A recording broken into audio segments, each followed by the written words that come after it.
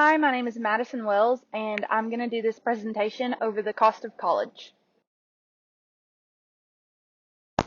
One of the first things I would like to touch on is price increases.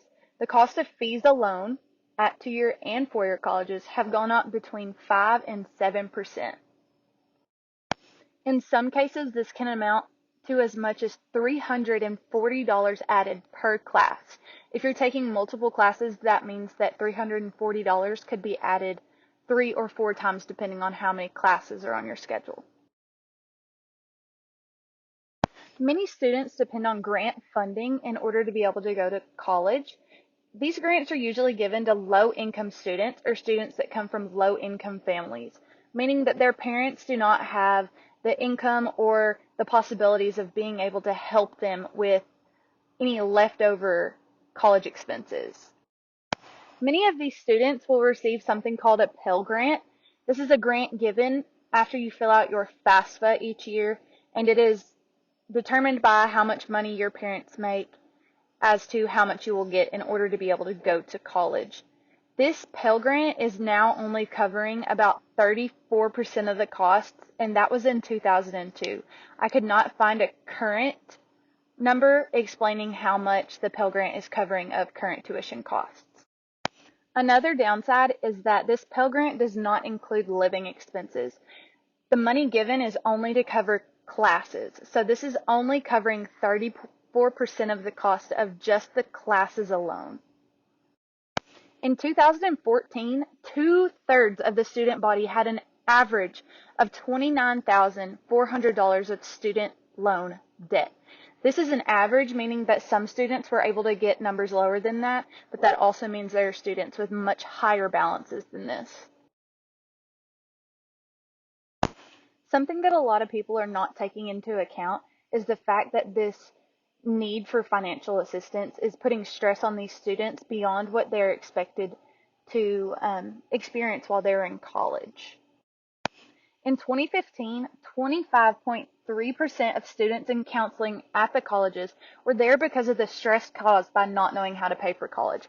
This is meaning that 25.3% of these students were so worried about how to pay for school that they were going to counseling sessions on campus because they thought they needed mental help, because they are so just absolutely stressed and upset about how they're going to continue to pay for this expensive education.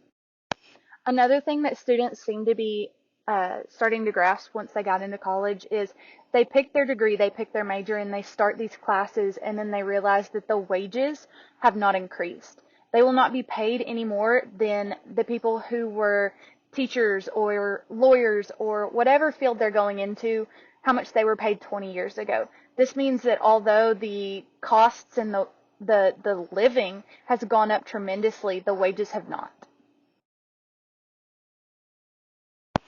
Some of the solutions that I would like to suggest is one that we've already started, but I would really recommend that we continue with it. We started this year with incentives.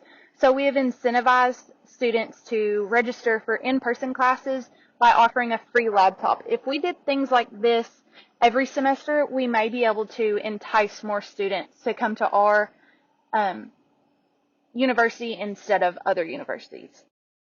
Another thing I think we could do is educate them on other forms of payment. So if we did something that included maybe the younger generations and their parents, we could have maybe financial aid host a education night where they explain scholarships and grants. And then also we could do small workshops to entice people to come in and learn how to apply for these and how to accept them or how to get them. An incentive that I've seen work in a lot of other college atmospheres is a work placement program. So a lot of times this is going to be with something that is more of a trade school type, but with as many trade type programs that we have at our college, this could be an amazing opportunity.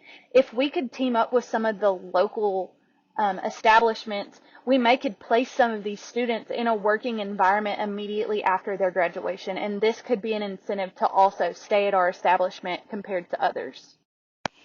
Thank you so much for this opportunity for this presentation, and I hope that Some of my solutions may be something that we can put into place or we can discuss about in the future. Thank you again, and my name is Madison Wells.